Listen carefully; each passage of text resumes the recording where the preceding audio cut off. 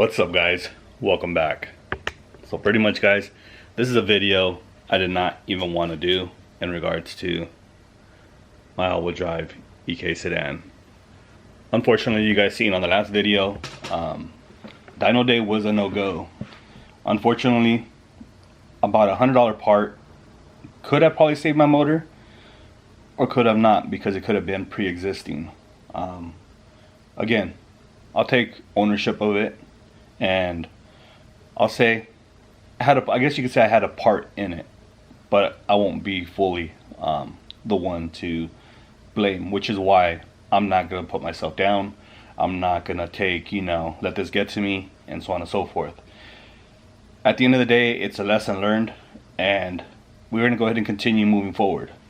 So if you guys didn't exactly understand what was going on with the engine from the last day, from the Dyno Day, what it appears to be is that my clutch hyperextended and basically took out the thrust washers inside of the crank inside of the engine, as driver B explained.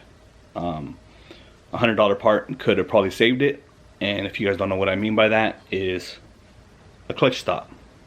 That actually bolts up to the clutch pedal, and from the clutch pedal you start adjusting when it goes in gear, and that is the height or the lowest that clutch will get extended into the pressure plate, instead of hyperextending the clutch pressure plate all the way into the crank, applying more pressure than what's needed, because this is a twin disc, and trying to push it past the thrust washers.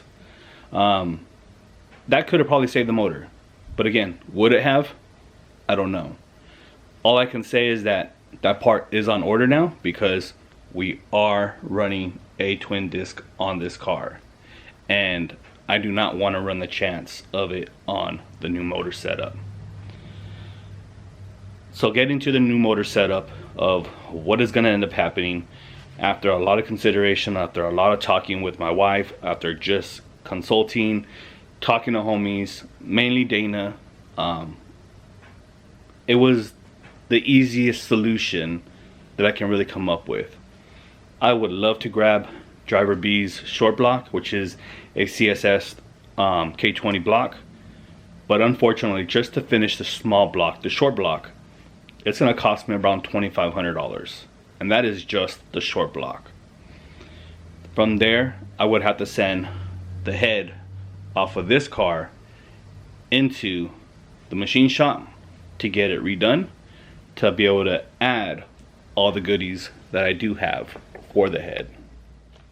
Because if you guys remember correctly, a while back I did a trade with a gentleman up in Jersey, I believe it is, or Florida, I don't remember where, but I ended up pretty much trading him a full valve train setup and for a carbon fiber hood, and I ended up getting some SuperTech valve springs. I still need the valves. I do have everything else to go with the head package, the keepers, the washers, the seals. I have everything. The only thing I need is the valves. And also, since the motor is going to be built, there is no point of putting stock K-series cams and a VTC 50 degree in it. It is best to put, if it is a built block, since it is going to be a built block, or it was going to be a built block, it would be the best to start swapping in parts, such as Dry Cartel 2.2s. From there, upgrading my turbo, because that block would be capable up to 800 horsepower plus. Then you're talking about, from there, upgrading the injectors that I have here, and these are 1700 cc's. So after said and done, doing everything, basically nickel and diming, making sure that block can be built to its full potential, I would probably be in that block around $6 grand, $6,500, $7 grand maybe with the dyno back in it, and that's just money that I don't have. Unfortunately, I'm not made out of money. This is a blow to me, don't get me wrong, but I'm not gonna let it get me down. I'm gonna try to push forward and get it a solution for it, which is why I reached out to Dana and reached out to some other homies. And most common sense was to just get a K24, RBV 3-lobe, and stick that motherfucker in the car. Get that car situated, do general maintenance, and get the car running again. Leave it the way it is, stock. There is some modifications that need to be done to the car, and the only thing that I can really think of off the top of my head that needs to be modified would be the charge pipes and the downpipe to the exhaust. I would just have to extend it because the K24 has a taller head. So after talking with my wife and everything, trying to come up with scenarios, you know, different options, I would love to have a fully built motor in this car, because that was the goal one day to do.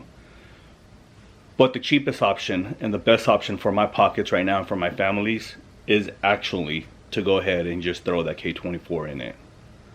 So the plans for this car is that instead of running the K20Z3 that we have right now because it is hurt, or putting in a built motor, we are just going to go ahead and swap in a new K24. I am going to be hitting up a couple of shops here locally to see what the prices are for it, get it situated, and after talking with Dana's going to be coming down to SoCal and helping me out so that we can get this car back onto the dyno and get some numbers on it, because there's a lot of events that I have been trying to get into and registering, and it's been 3.5 years of building this damn car, and I think it's finally time that I get to enjoy it. So new game plan, K24 all-wheel drive turbo EK. And what I'm going to end up doing is I am going to go ahead and slowly start the build process of this motor in the car. So once the K24 is in it, I will concentrate on slowly start building the new motor, checking to see if the block is still good, because see how bad the thrust washers are and everything. And I'm going to be honest with you guys, when I did the general maintenance to this motor, you guys seen just before we went to dyno, there was a lot of prep. We took the car to get the alignment, I did the oil change, there's stuff that I cleaned, there's stuff that I checked. And when I did the oil change, I checked the oil and there was no particles, metallic particles in it. Normal wear and tear you would see, but there wasn't a lot of metallic in it. So leads me to believe that when I first took apart the engine years ago, when Dana was down here, when we started doing the head gasket and so on and so forth, that's when I didn't even notice it because I just drained it. And rookie part on my end, but I'm not giving up, guys. It's been years since I've really built a car to this extent that I've done this all-wheel drive VK. Again, I'm not here to show you guys all the wins. I'm here to show you guys every single fucking loss that I've ever taken. And these are losses that I've taken over and over and over again. But I'm not giving up, man. I have too much time, too much devotion, too much money into this car to say part out. It's crossed my mind, don't get me wrong. But is it gonna happen? Fuck no, it's not gonna happen. And I guarantee you guys, I will be back stronger than ever, and the all-wheel drive VK will be hitting the fucking dyno here soon. So stay tuned for the next couple of videos after this, as we are gonna go ahead and tear it apart. I'm gonna work things out with Dana, go pick up a new K24 and get shit cracking, because I have a schedule to meet and I'm not giving that up.